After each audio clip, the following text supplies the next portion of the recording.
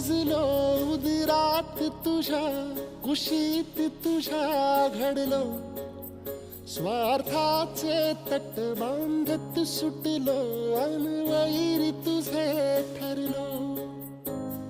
चालवुनी वैराचे नांगर नासवली माती, छिन्न तुझ्या देहाची ही चाळण उरली आता हाती.